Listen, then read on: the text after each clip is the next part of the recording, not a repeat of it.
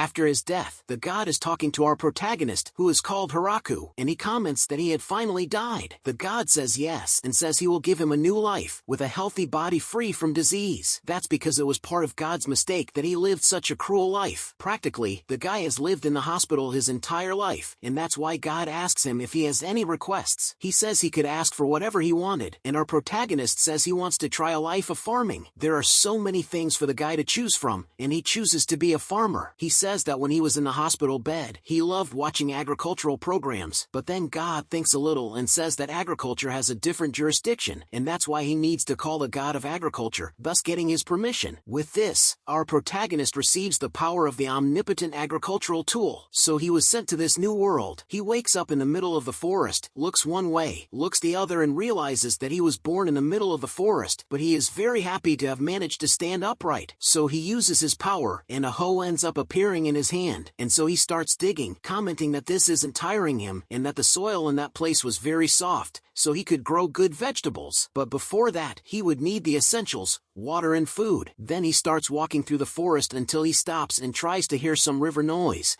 but he only hears the noise of leaves. So, he continues his walk to a certain point in the forest, where he sees a giant tree that catches his attention. He goes there, and since he couldn't find water, he starts using a method known as dust. So he uses his power again, gets a shovel and starts digging. He says that, as expected, he doesn't get tired, like last time with the hoe. With that, he could keep digging forever, until, after digging a gigantic hole, he ends up finding water. He continues cleaning the land looking for some food, but finds nothing, until he says that he is going to cultivate a field in that place, but he thinks about it and comments that that tree in front of him would get in the way in the future. So, he uses his power and makes an axe. The plan was to cut the tree on both sides, but what he didn't expect is that, with just one axe, the tree falls and ends up on top of him. The animal became so weak that it doesn't even know how to control its strength. Then, our farmer takes a hatchet and starts to cut that tree better, commenting that the wood was hard, but he cut it like it was nothing. Later that afternoon, our farmer comments that, in the sandbox video game he was playing, it would be the perfect time to build a cabin, but unfortunately, it doesn't have nails or any kind of adhesive. Suddenly he takes a look and sees that the sun is going away, so he needed some source of light. However, with his power, he couldn't make a flashlight with a match or something similar. He comments that if he managed to transform the omnipotent agricultural tool into phosphorus, he could lose it, as the phosphorus would burn and disappear. So, he uses a magnifying glass to do something using the sun, but the sun is already gone. Then, our farmer makes a hole in the tree to use as a temporary shelter. The next day, he goes to the hole to drink a drink of water and says that, for now, the water is good. After that, he uses his magnifying glass to make a fire and continues clearing the forest. Suddenly, a giant rabbit attacks him, and our farmer sits down on the poor thing. Then, our farmer says, "Wow, this is fresh meat. Let's have a barbecue with the rabbit meat." The rabbit looked like a monster, but our farmer didn't care. He buries the rabbit's head in his land and barbecues it. The farmer comments that everything that comes in will eventually have to come out, right? So, he built a temporary vase to use that clay and says that now he could do it in peace. But even so, he couldn't do it and ended up doing construction. After relieving himself, he returns to plow his land. He says everything he's going to grow there, and, after a whole day of work, he finishes plowing, but he doesn't have any seeds or seedlings. The next day, he is scared as hell because his land was already sprouting. The plants were already growing, thanks to the power of his omnipotent tool. So, he decides to protect his lands from rabbits and other monsters. Therefore, he builds a fence and a trench, and the rabbits that tried to attack were finished off with just a blow to the head. Now, lunch and dinner were already guaranteed. After that, he goes back to watering his crops with the watering can made with his omnipotent tool, and it seems that watering can accelerated the growth of the plants. After a few days, our farmer managed to build a hut. The next day, he ends up seeing 2 dogs. The dogs were a little suspicious of him, so he decided to invite them onto his land and decided to feed them wild boar meat that he had hunted the day before. He comments that one of the dogs had a slightly chubby belly, meaning that the dog was probably pregnant. He says that when he was a child, he always wanted to have a dog. Out of nowhere, the dog starts to feel pain, and the farmer realizes that she is about to give birth. So he takes her to his cabin and leaves a fire at the door to warm the dogs. To make them more comfortable, he leaves his own house and goes to sleep in the hole. He says he will keep watch in case any monster tries to attack, since the dogs couldn't do anything. However, he ends up sleeping, and the next day he goes to see the dogs. He even knocks on the wall stall and sees that the dog has given birth to her puppies. So, our farmer takes the best part of the boar meat and feeds it to the dogs to celebrate the birth. So, the dogs decide to stay there, and the farmer builds a new cabin. After that, he will harvest the first harvest from his land. Meanwhile, the dogs hunt and patrol the lands. Our farmer names all the dogs and feeds them vegetables, and oddly enough, they really like the vegetables. After that, we see a scene of a girl who is in an establishment, and the clerk is telling her about the forest of death. A very dangerous forest, and you probably already know who is in this forest, right? So, our farmer is looking at his crops and comments that all the vegetables he had thought of while cultivating the land have appeared there. In other words, the vegetable he thought of while using the powerful agricultural tool appeared on his land, and it really worked. After a few days, the plants were producing. However, the potatoes were turning green. So, he decides to make some food, which in this case is rabbit soup. But unfortunately, it didn't have any seasonings, like salt. He decides to plant some fruit trees. After that, he went to play with the dogs, and they all wanted to play. So, he and a dog go out to look for things in the forest, until they find a river that could serve as a source of water. Using his almighty farming tool, he makes a wheelbarrow and begins carrying the dog back to his land. He continues to clear the forest and increase his land. After a while, the weather starts to get cold, and the farmer uses rabbit fur to try to keep warm, but it doesn't smell good. Suddenly, a giant and absurdly strange spider appears.